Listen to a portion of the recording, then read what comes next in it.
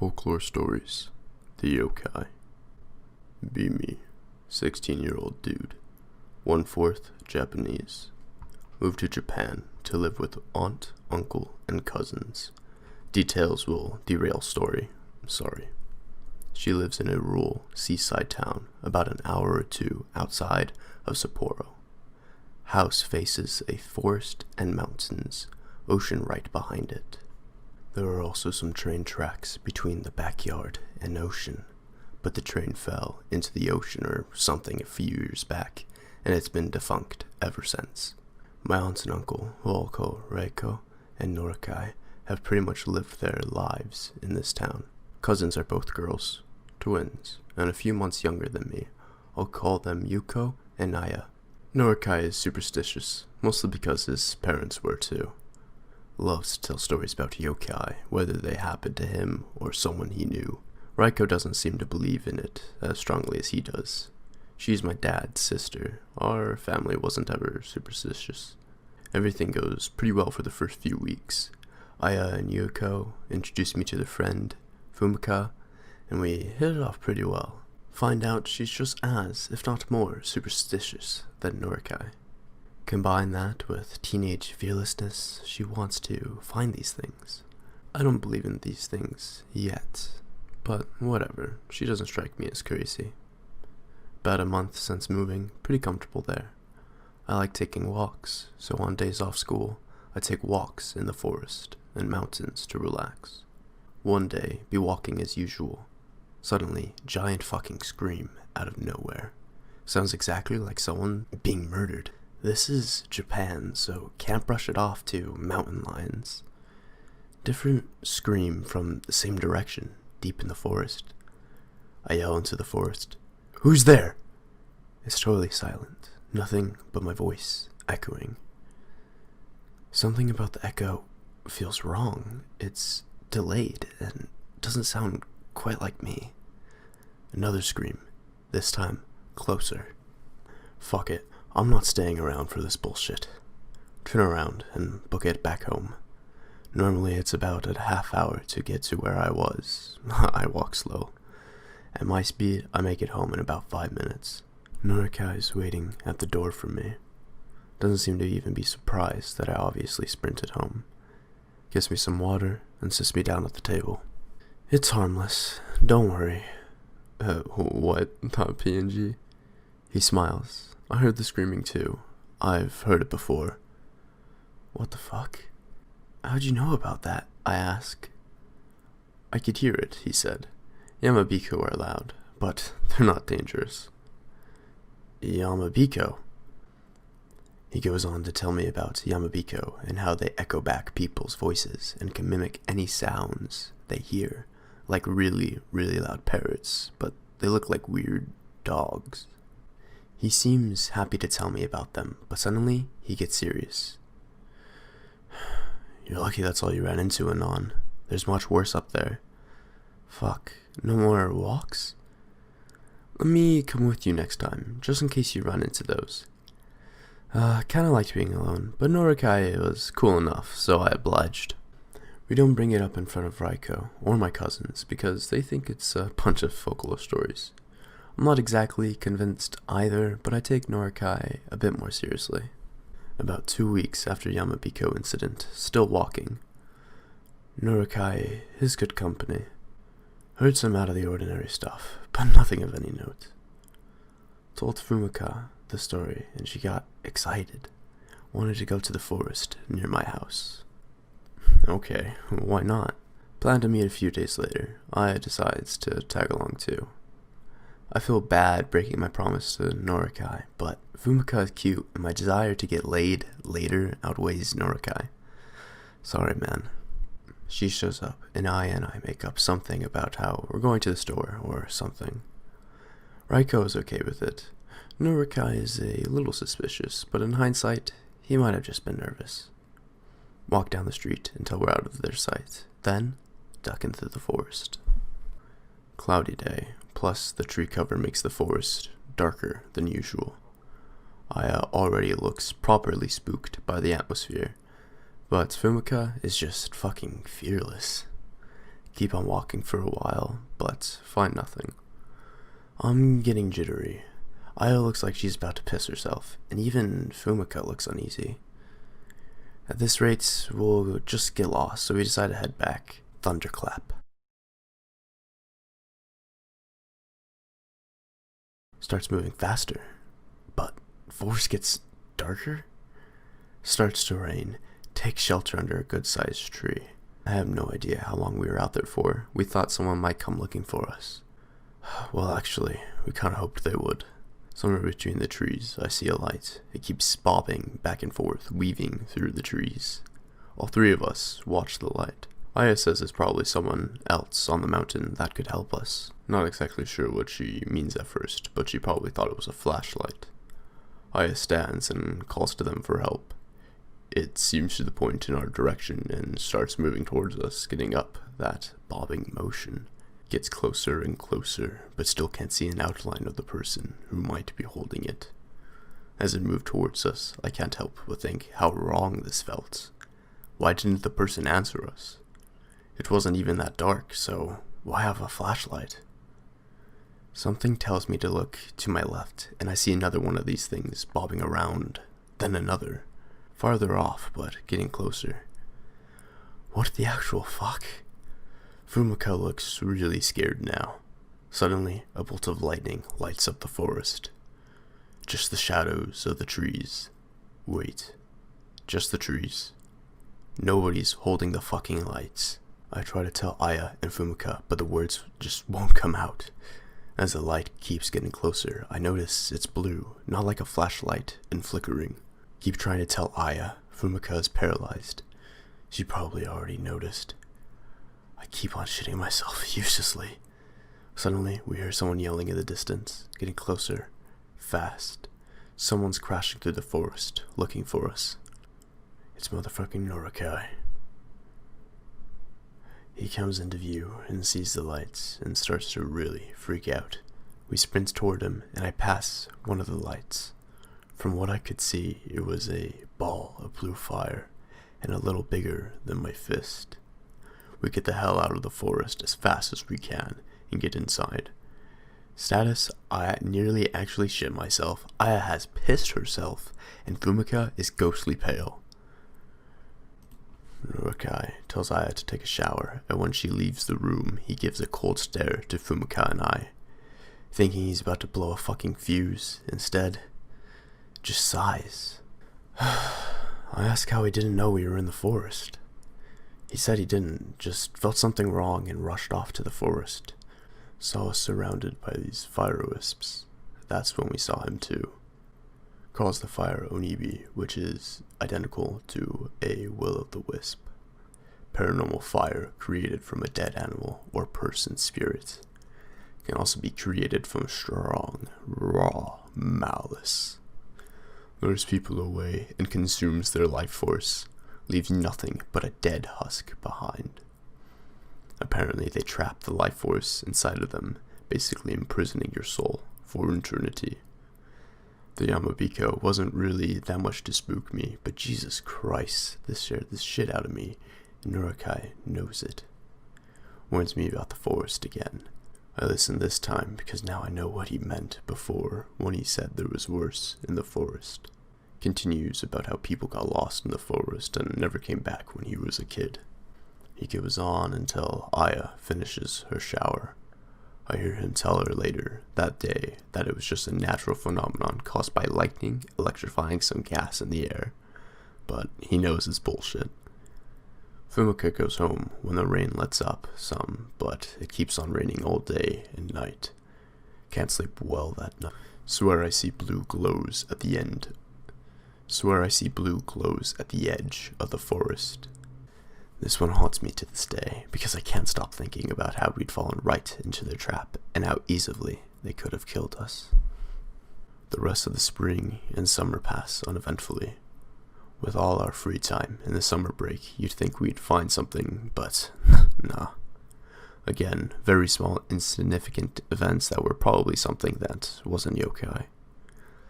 One day in fall, Yokai takes Aya, Yuiko, and I to his family grave.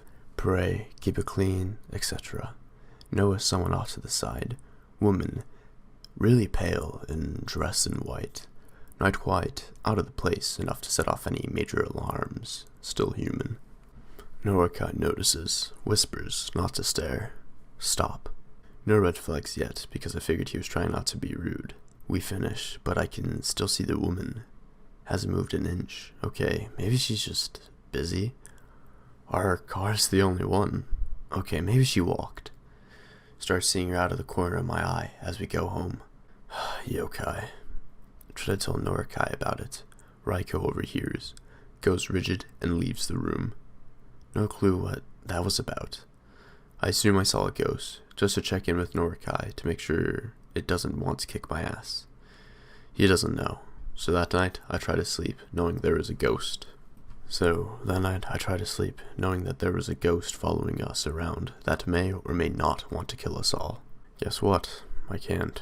Try to make myself forget about it by watching some YouTube. It's kinda weird to listen to English again after speaking Japanese this entire time. Next day at school, one of my cousins asked Raiko if she was in her room last night. Raiko looks confused. No, I wasn't. I thought I saw you come in. Raiko tells her it was a dream, but I'm silently shitting myself. Not only is there a ghost that might want me dead following us, but it's got into our house. Great. That's Fumika for a hand. Her yokai obsession has gone away some because of the Yonibi, but she still knows her stuff. After an intense questioning session, she decides it's a non-violent ghost that got attached to us because we paid attention to it. Fumika agrees to come over and see if she can do anything about it, but says there's not much. Fumika shows up the next day. Nothing especially spooky happened that day, just the usual seeing it out of the corner of my eye. She instantly says she can feel it. She goes around the house for a while trying to make something happen, but nothing does. Looks kind of sad about it, but I really wasn't all for running into spooky ghosts right now. Later that night, still hard to sleep because, again, spooky ghost. Trying to do so when I suddenly feel a wave of sadness come over me. Not actually sad, but more like being next to a friend who's really sad. Stomach turns. Really afraid to open my eyes, but I do so anyway. At the end of the room is the same woman from the graveyard. She doesn't look like she wants to hurt me or anything. She doesn't look scary at all, just sad. Fuck, I'd probably say she was kind of cute if it wasn't for the being dead part. Work up the courage to ask her what she wants. She just shakes her head and comes closer. Okay, now this is getting weird. She puts a hand on my head. She says something about her son. I'm thinking that this ghost is going to drag me off thinking I'm her son. She takes a hand off my head. She's gone. Never see her again after that. Mid-autumn, Fumika and I are hanging out without Yuiko or Aya sometimes. Slow day, so decide to head over to her place, which I can usually ride my bike to. Old house, up on the hill of the mountains. So I usually walk my bike up because it's a bitch to pedal up there, even though it's not that far up. Get to her house. She seems happy to see me. Her parents just say hi to me. I know they like me. Just play some video with her for a while, and time passes really quickly. Need to use the bathroom, and excuse myself and go to the bathroom. Might be an old house, but it's obviously been updated to be a little more modern. Notice it's getting dark out. Not that odd, since it's autumn. The sun sets at like 7 here, even in summer. Still means I've been here for a few hours though. Through tiny toilet window, see a dog or something moving through trees. Just assume it's someone's dog they let off a leash. Shit, wash, and go back downstairs. Back to video. Big sliding doors in the living room so I can see the tree line well. Keep feeling like I see something moving in the tree line, but every time I try to look at it, it stops. Kick Fumika's ass in Street Fighter 4. Turn to her to be a smug bastard about it. She's staring at the tree line. Ask why. Oh, I thought I saw a dog out there. Oh, I saw one earlier. It's probably one of your neighbors. None of her neighbors have dogs. Well, in that case, it's a stray. We did have a classmate who lost his dog, so maybe that was it. Open sliding door. Call to dog. Can still see shape moving around in tree line. Seems to be closer, and we can see it better. Definitely a dog, but it doesn't come. Go back inside after trying and failing. By this time, it's almost ready to leave. Check outside again. Fucking dog is sitting in a tree like it's the most natural thing in the world. As far as I remember, dogs are known for their ability to climb trees. Point out to Fumika, and she looks over. Dog thing seems to get a little bigger and jumps out of tree. Glides to the ground. The reason it looks bigger is because this thing has wings. Yeah, fuck that. Tell Fumika I'm going to go home. She tells me not to leave the house and calls for her dad. Tells him about the dog. He leaves the room and comes back with a baseball bat and a little notebook. Goes outside, starts yelling at the dog. Didn't really catch most of it. Dog runs off into the forest. Fumika says it's okay for me to leave. Ask her what that was. She says it's a Hainu, but her dad says it's not. The only Hainu I know of has been dead for hundreds of years, he said. Instead, he thinks it's a kitsune or other shape-shifting yokai that likes to take the form of Hainu. Apparently, it's been around the house for a few years, but never hurt anyone, just likes to mess with them.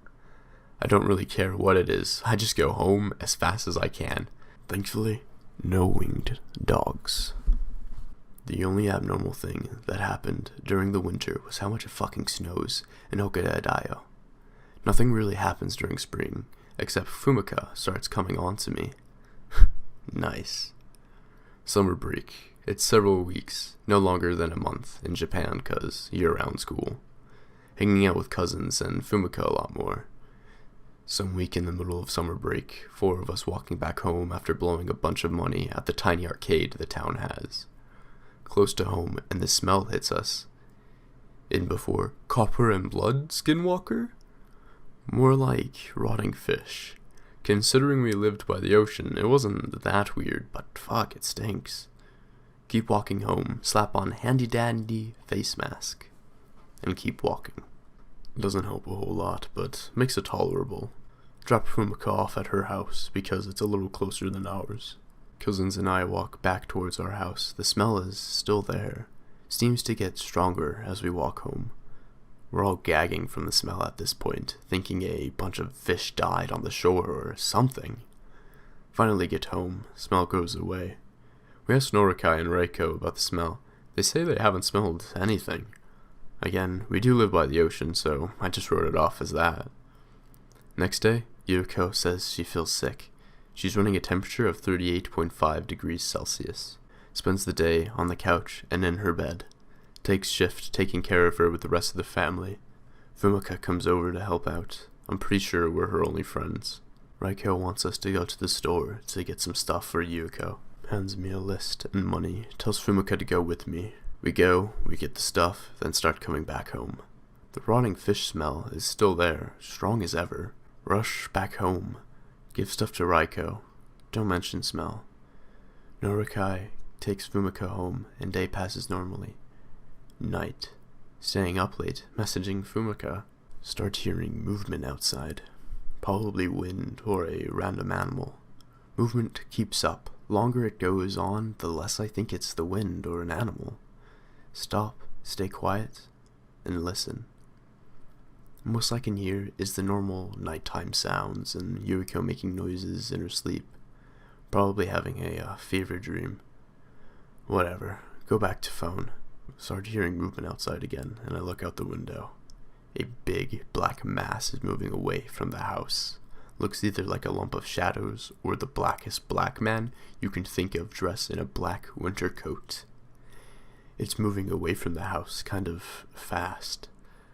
I know you can start seeing things when you're too tired, so I say goodnight to Fumika and go to sleep. Next day, Yuriko is still sick, and her temperature has risen to 38.8 degrees Celsius. Day passes about the same. Yuriko's boyfriend comes over to take care of her. Aunt and uncle probably okay with it because Yuriko is way too exhausted and sick to do anything. Ask him about the fish smell. Has no idea what I'm talking about. Either it's gone or he has no sense of smell. Walk outside for a little bit. It's actually gone. Thank God, it was really awful. Spend the rest of the day talking to Yuiko's BF and taking care of her. He's a cool guy, a little oblivious sometimes, but nice regardless. Day ends. For no reason, wake up at 1 or something. It fucking stinks like rotting fish so much. I sit up coughing and I look out the window. Something has its face pressed up against it. Definitely not human. It has jet black skin, its eyes are pretty much bugging out, and it's got this giant tongue that's hanging out of a hole in its face. That I guess was a mouth. As soon as it notices I'm awake, the thing shrinks down about a meter. I don't mean it seemed to shrink, I mean its face and hands lowered themselves toward the ground. Frozen in shock as I watch it run off down the road and the rotting fish smell goes away. Not sure what to do now. Yokai would be pissed if I woke him up. Silently shit myself until the sun comes up. Sleep most of the day. Apparently, Yuiko's fever went down some. Occasionally get up to eat and use the bathroom and other stuff. As far as I care, this day barely even happened. But the night certainly happened. Can't sleep because scared of black thing. Also fucked up sleep schedule by sleeping all day. Wide awake and hyper aware of everything. Nothing for several hours. Then, at 1:30, I hear some sounds from Yuiko's room. Someone is moving around in there. Might have left it alone, but one thing made me change my mind. There's a certain smell. I'll give you one guess as to what it is. Yep, it's rotten fucking fish. Gets really strong, really fast. Trying not to gag, get out of bed, and rush into Yuiko's room. The thing I saw at the window is on all fours, leaning over her and using its fucking terrifying looking tongue to lick her entire body. I don't mean it was molesting her or anything, it was just licking her like a dog might lick your face. Again, I'm fucking petrified just watching this thing. Yuiko's groaning as it sticks its tongue down her goddamn throat.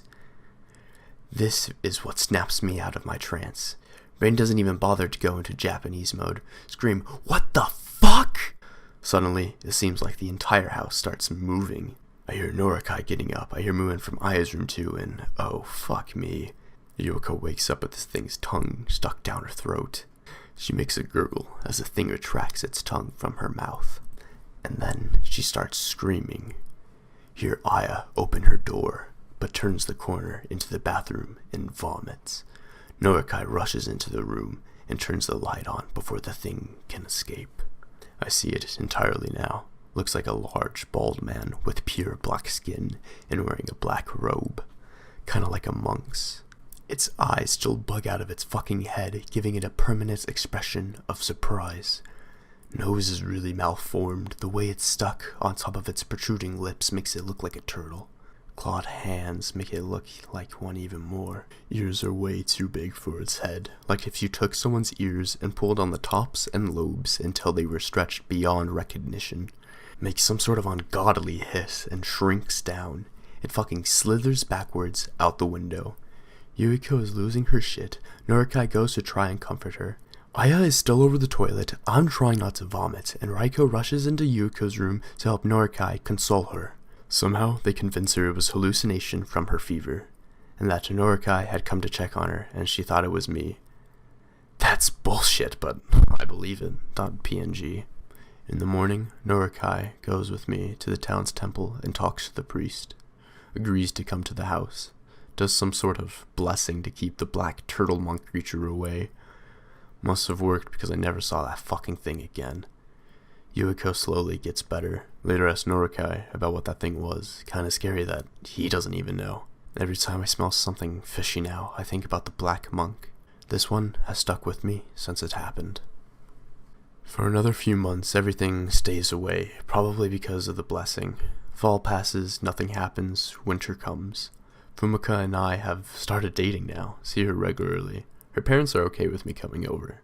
I usually ask Yokai to take me over to her place because it's colder than Frosty's balls and the road's way too snowy to walk on. He's fine with it anyways because he's friends with her dad and likes to see him. Sometime mid-December over at her house. She and I are just huddled under a blanket watching TV together. Yokai and her dad are talking and seem to be having fun. comfy as fuck. Maybe about 2 or 3 hours later, I noticed that Norikai and her dad have stopped talking.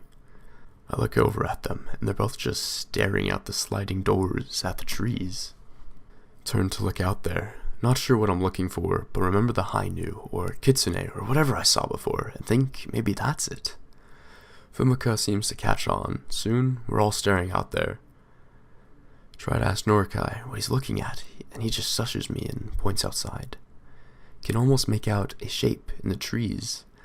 Still thinking it's what I saw before, but can't tell it from the trees because it blends in well. I see movement, and that's when it hits me. Whatever it is, this motherfucker is big. Okay, it may not have been that big, but compared to any normal animals I saw out there, it was larger. Maybe it was a bear. There was a species native to Hokkaido, something like a grizzly bear, but never saw one in these woods. Besides, it was winter, and they should be hibernating. Go back to watching TV. Maybe it hadn't slept yet, or woke up to eat, or something. Fumika's dad gets up and closes the curtains of the window in the kitchen, and then goes to the door and draws the curtains. Okay. A little later, Norikai tells me we're spending the nights. Says it's because of the snow. Didn't think it was snowing that much. Whatever, I don't care. Send a text to Raiko. Says Norikai already told her. Eat dinner with Norikai, Fumika, and her family. They let me shower and put a futon down on the living room floor. Since they only had one, Norikai volunteered to sleep on the couch. Just chill with Fumika until I almost drift off around 23:30. Since everyone else is tired by then, we all agree to go to sleep. Sleep pretty well for about 2 or 3 hours. Wake up about 2 to thumping on the sliding door. Start to get up to see what it is. Norikai whispers shouts at me to stop. Almost shit my pants because I didn't know he was awake, and all I could think was, oh fuck, the black monk came here to finish the job. Tells me it's just a curious animal, and if I move too much, it might hear it and get spooked. Says to go back to sleep and ignore the sounds. Yeah, that's not happening. Thumps go on for a while. Kinda sounded as if you hit the glass with a bing bag. Soft and dull. Thumps stop. Weird guttural sounds, but nothing that an animal couldn't make. Sounds kinda like etc. Keeps going.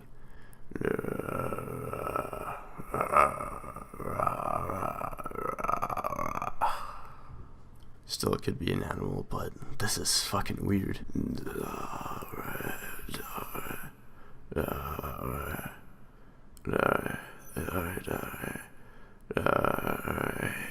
Holy mother of God, this thing is trying to talk?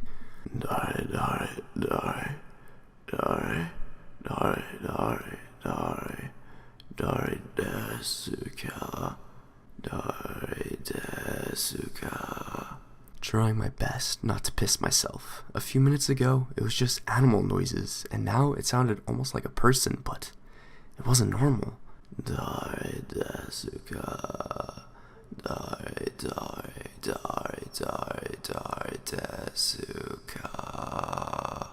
If you don't know any Japanese, dare means who. Dare desuka means who are you, or who is it, but it is more formal. Repeated that for a few more minutes before going totally silent. Eventually fall asleep from pure exhaustion. Go home in the morning, just keep trying to pass it off as an animal. Posting this just before I leave for Tokyo, so no new stories until tomorrow morning or something because 12-hour flight over the dateline. But Anon never returned.